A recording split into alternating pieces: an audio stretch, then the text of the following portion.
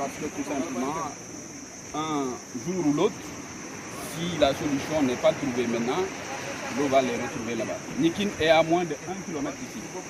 C'est un village très touristique. C'est un village vraiment magnifique. N'est-ce pas? Le seul campement du village est de l'autre côté là-bas.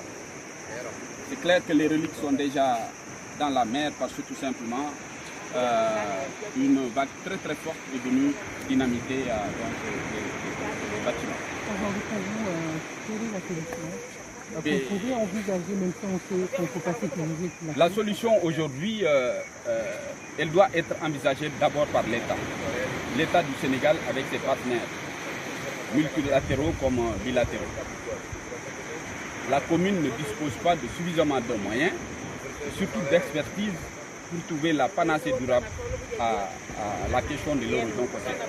Il en est ainsi, d'ailleurs, pour la plupart des territoires qui traversent aujourd'hui la même problématique, n'est-ce pas?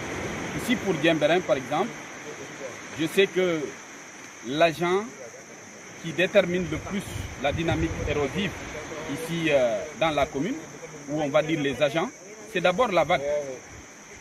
Et derrière vous, vous entendez justement le bruit qu'elles font quand elles viennent s'écraser sur le continent, quand elles viennent s'écraser sur la terre, n'est-ce pas? Sur le retour, les vagues emportent beaucoup de sédiments, n'est-ce pas? Et elles érodent finalement la côte, elles érodent un peu, si vous voulez, le front de la plage.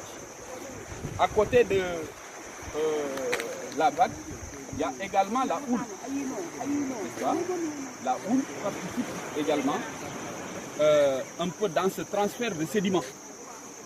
Si bien que les formes de la plage, ce qu'on appelle techniquement les falaises, reculent sur l'effet combiné de la vague et de la houle.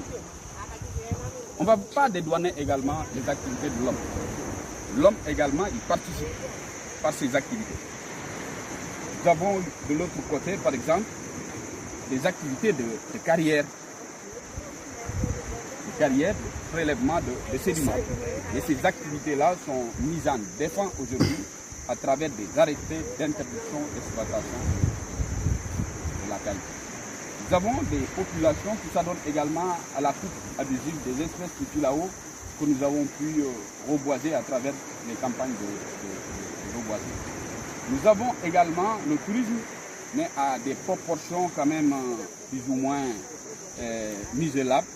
Le tourisme qui participe également à dégrader la dune, parce que la plupart des voitures d'excursion qui viennent découvrir un peu les beaux paysages de la côte arpentent directement la dune, la modifient et détruisent au passage les espèces qui la colonisaient et la permettaient justement de se stabiliser avec les 4x4 ou les grandes voitures ou même les quads.